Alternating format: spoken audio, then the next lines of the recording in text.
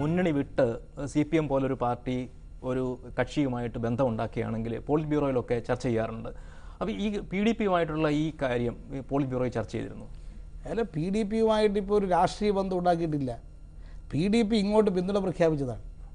ആ പിന്തുണ പ്രഖ്യാപിച്ച PDP അവർ ഈ തെരഞ്ഞെടുപ്പിൽ ഞങ്ങൾക്ക് വോട്ട് ചെയ്യുമെന്ന് പ്രഖ്യാപിച്ചിട്ടുണ്ട്.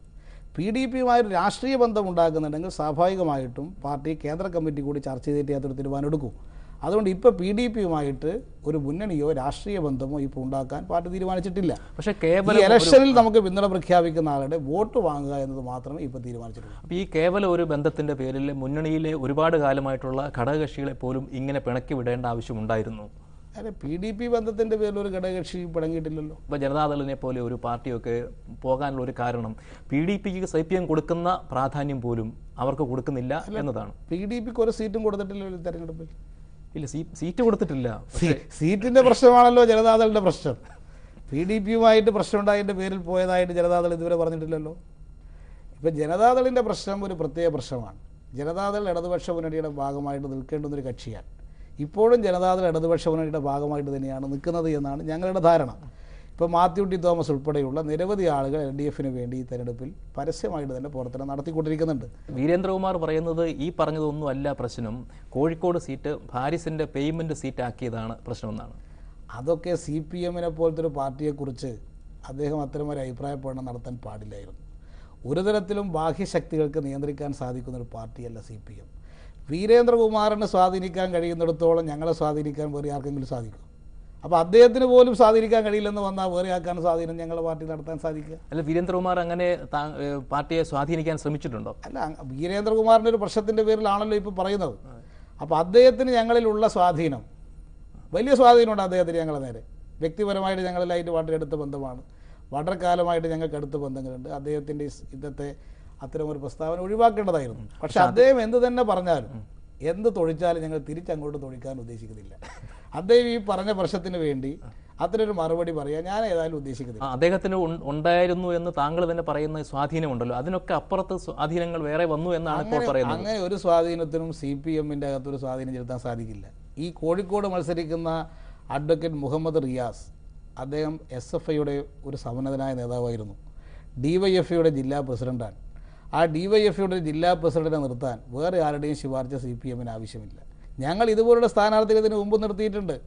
അപ്രതീക്ഷിതമായ ചില സ്ഥാനാർത്ഥികളെ നിർത്തി അത്ഭുത വിജയങ്ങൾ സൃഷ്ടിച്ച പാരമ്പര്യമുള്ള പാർട്ടിയാണ് ഞങ്ങളുടെ പാർട്ടി. അത്ഭുതക്കുട്ടി ഇപ്പോൾ പാർട്ടിയിലില്ല, മുന്നണിയിലില്ല. അത് അങ്ങനെ ഒരു കുട്ടി മാത്രമല്ല പോയത്, അതിനേക്കാൾ വലിയ നേതാക്കന്മാർ ഈ പാർട്ടി വിട്ടുപോയിട്ടുണ്ട്. ഗൗരിയമ്മേനേക്കാളും വലിയ കുട്ടിയാണോ ഈ കുട്ടി? MV രാഘവനേക്കാൾ വലിയ കുട്ടിയാണോ ഈ കുട്ടി? അങ്ങനെ കുട്ടിയല്ല, അച്ചിമാർ തന്നെ പോയിട്ടുണ്ട്, അച്ഛന്മാരും പോയിട്ടുണ്ട്, അമ്മമാരും പോയിട്ടുണ്ട്. അവരൊക്കെ പോയിട്ടും ഈ പ്രസ്ഥാനത്തെ സംരക്ഷിച്ചു നിർത്തുന്നത് സാധാരണ തൊഴിലാളികളാണ്, കൃഷിക്കാരാണ്, കർഷക തൊഴിലാളികളാണ്. അവർക്ക് MLA സ്ഥാനവും MP സ്ഥാനവും ഒന്നും ആഗ്രഹിക്കാത്ത ലക്ഷക്കണക്കായ സഖാക്കളാണ് ഈ പാർട്ടിയുടെ ശക്തി. CPM പോലത്തെ ഒരു പാർട്ടി ഇങ്ങനെ PDPയുമായി ഇത്രയും അടുത്തൊരു ബന്ധം പുലർത്തുന്നതിന് ഇഷ്ടമില്ലാത്ത ഒരുപാട് ഇടതുപക്ഷ അനുഭാവികൾ ഉണ്ടാവാം. അവർ ഈ തെരഞ്ഞെടുപ്പിൽ എന്ത് നിലപാടായിരിക്കും സ്വീകരിക്കുക?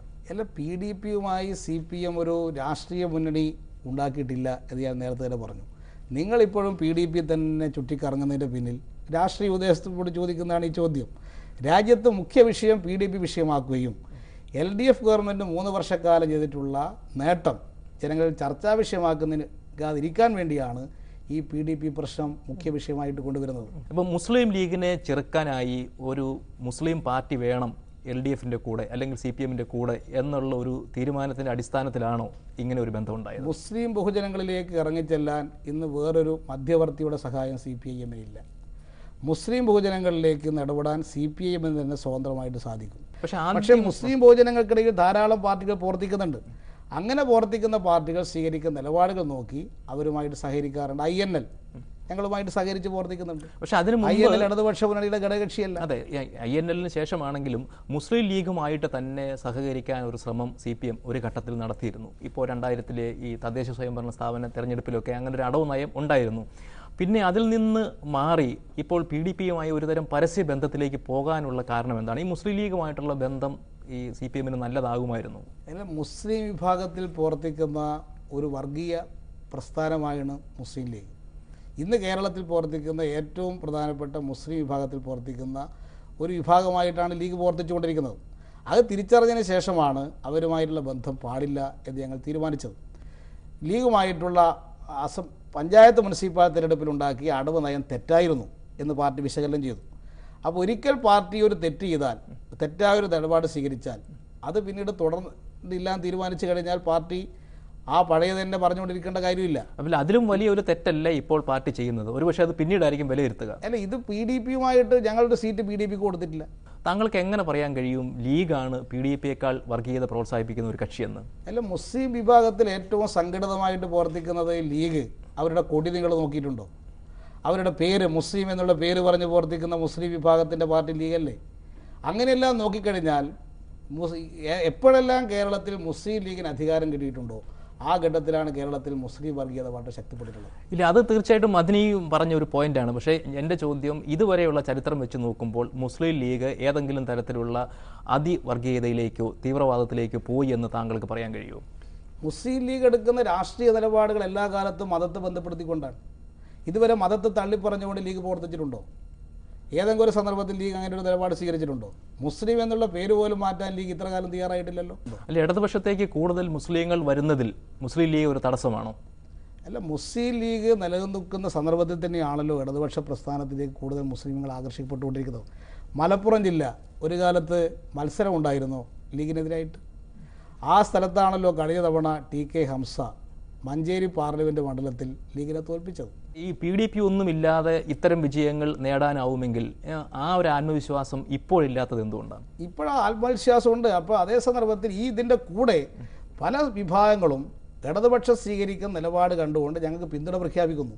അല്ലാണ്ട് ഞങ്ങൾ അവരുമായിട്ട് യാതൊരു മുന്നണിയും ഉണ്ടാക്കിയിട്ടില്ല. പ്രായോഗിക സമീപനം എന്നതിനപ്പുറം ഒരു താത്വിക നിലപാട് ഇത്തരം കാര്യങ്ങളിൽ കമ്മ്യൂണിസ്റ്റ് പാർട്ടിക്ക് വേണ്ട എന്നാണ് താങ്കൾ പറയുന്നത്? അതല്ല, PDPയുമായിട്ട് ഒരു രാഷ്ട്രീയ മുന്നണി ഉണ്ടാക്കുന്നുണ്ടെങ്കിൽ താത്വിക നിലപാട് വേണം.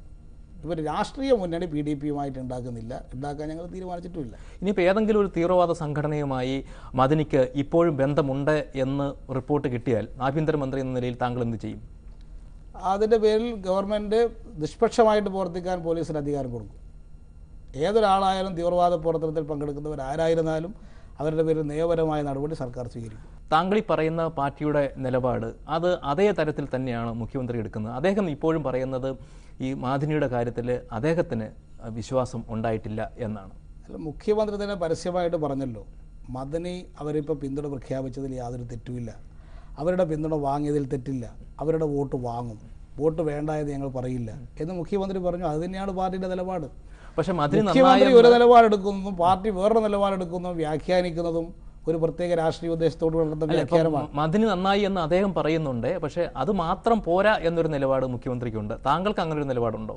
എല്ലാം മദനിയെ സംബന്ധിച്ച് ഇപ്പോൾ പല കാര്യങ്ങളും ഇപ്പോൾ പുറത്തുവിടുന്ന ആളുകൾ ഇത്രയും കാലം മദനി ആ തീവ്രവാദ പ്രവർത്തനത്തിൽ പൂർണ്ണമായി പങ്കെടുത്തിരുന്നു എന്ന് ബോധ്യമുള്ള കാലത്ത് അവരുമായിട്ട് മുന്നണി ഉണ്ടാക്കിയ ആളുകളെ സംബന്ധിച്ച് അന്ന് ആരും ഒരു വിമർശനം എന്തുകൊണ്ട് നടത്തിയില്ല?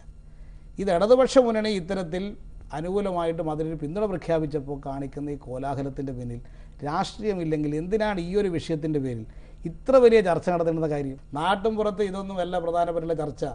അവരുടെ 2 രൂപയ്ക്ക് അരി കിട്ടുന്ന പ്രശ്നം, ഏപ്രിൽ 1-ാം തീയതി മുതൽ 2 രൂപയ്ക്ക് 1 കിലോ അരി കിട്ടും, 26 ലക്ഷം കുടുംബത്തിന് കിട്ടും, 250 രൂപ പെൻഷൻ കൊടുത്ത പ്രശ്നം, അതൊക്കെ ചർച്ചാ വിഷയമാക്കാതിരിക്കാൻ ഇതാ മദനി വന്നിരിക്കുന്നു, PDP വന്നിരിക്കുന്നു എന്നൊരു പ്രചാരണം ചെയ്ത് ഈ വിഷയത്തിലുള്ള രാഷ്ട്രീയ പ്രശ്നങ്ങൾ ചർച്ചാ വിഷയമാക്കാതിരിക്കുക എന്ന ഉദ്ദേശത്തിൻ്റെ പേരിൽ നടത്തുന്ന ഒരു പ്രചരണം മാത്രമാണിത്. കാരണം പാർട്ടി നിലപാട് എല്ലാവർക്കും ബാധകമാണ്. അതിന് വ്യത്യസ്തമായ അഭിപ്രായം BS-നും ഇല്ല.